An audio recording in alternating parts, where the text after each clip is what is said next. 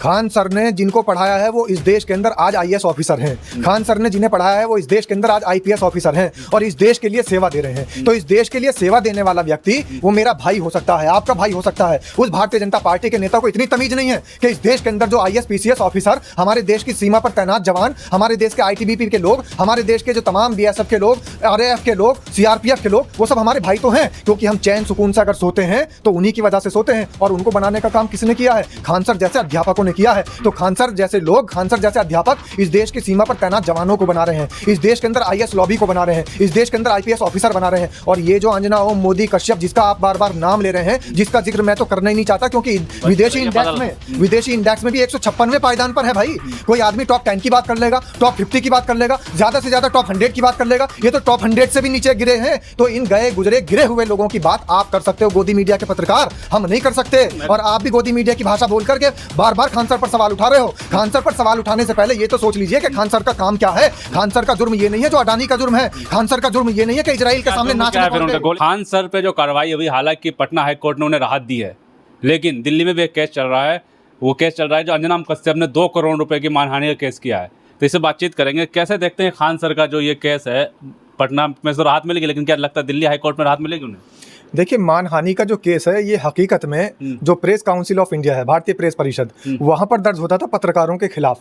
अभी तक के इतिहास में जो ये पूरा कानून बना है, आईपीसी, मेजर एक्ट और ये बीएनएस जो अब है हाल में, तो इंडियन पिनल कोड में, मेजर एक्ट में, बीएनएस में अभी तक प्रावधान था कि पत्रकारों पर मानहानि का केस हुआ करता था, क्योंकि पत्रकार दूसरों की गरिमा का ख्याल नहीं रखते थे। इस तरीके का आरोप लगाए जाते थे कि इन्होंने किसी की मानहानि कर दी, किसी के मान सम्मान को ठेस पहुंचा दी। पहली बार इतिहास में ऐसा हो रहा है कि किसी पत्रकार द्वारा मानहानि का केस दर्ज हो रहा है किसी एक शिक्षक के ऊपर। गरिमा किसके गई? क्योंकि 2 कौड़ी के टीचर बोले गए थे, अंजना ओम कश्यप ने बोला था।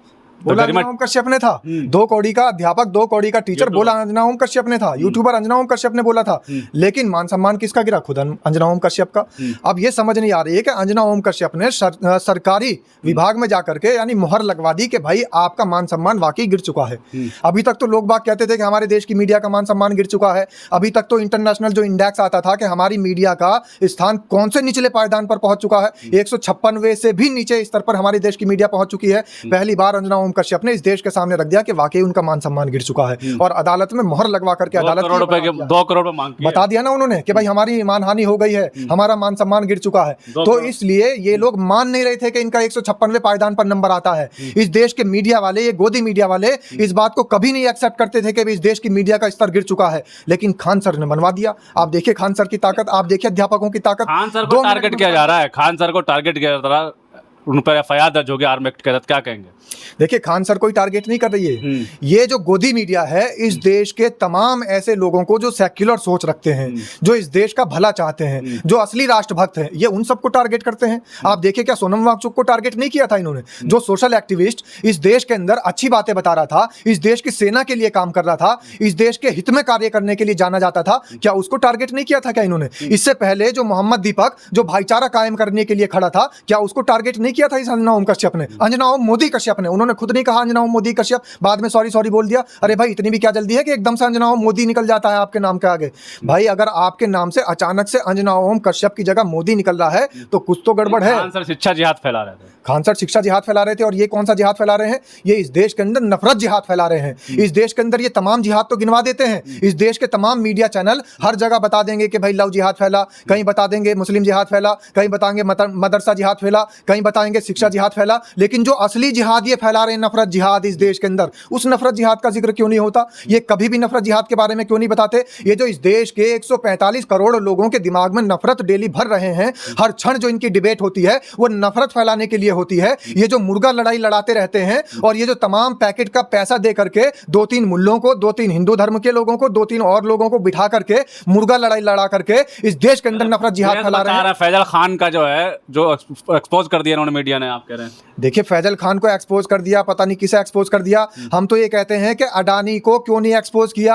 आज तक हिंडनबर्ग की रिपोर्ट को क्यों नहीं एक्सपोज किया? आज तक पुलवामा अटैक वालों को क्यों नहीं एक्सपोज किया?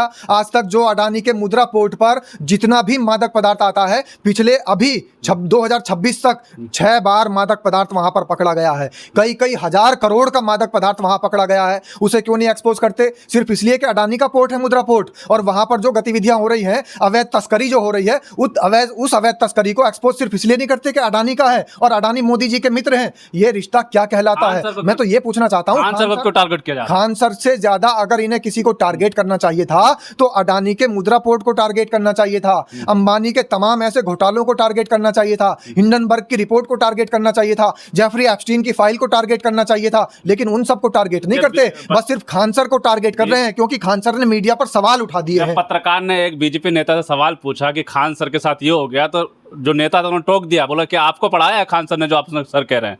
फैजल खान नाम लीजिए।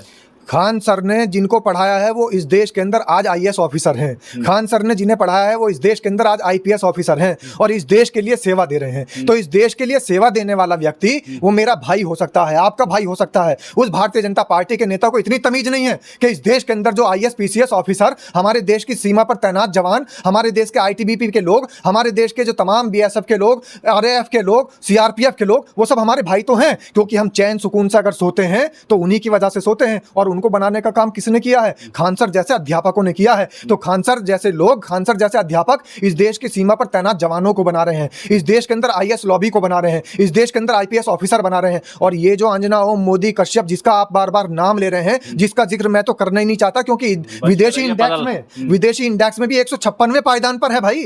कोई आदमी टॉप 10 की बात कर लेगा, टॉप 50 की बात कर लेगा, ज्यादा से ज्यादा टॉप 100 की बात कर लेगा। ये तो टॉप 100 से भी नीचे गिरे हैं। तो इन गए गुजरे गिरे हुए लोगों की बात आप कर सकते हो, गोदी मीडिया के पत्रकार, हम नहीं कर सकते। और आप भी गोदी मीडिया की भाषा बोल करके बार बार खान सर पर सवाल उठा रहे हो। खान सर पर सवाल उठाने से पहले ये तो सोच लीजिए कि खान सर का काम क्या है। खान सर का जुर्म ये नहीं है जो अडानी का जुर्म है, खान सर का जुर्म ये नहीं है कि इजराइल के सामने नाच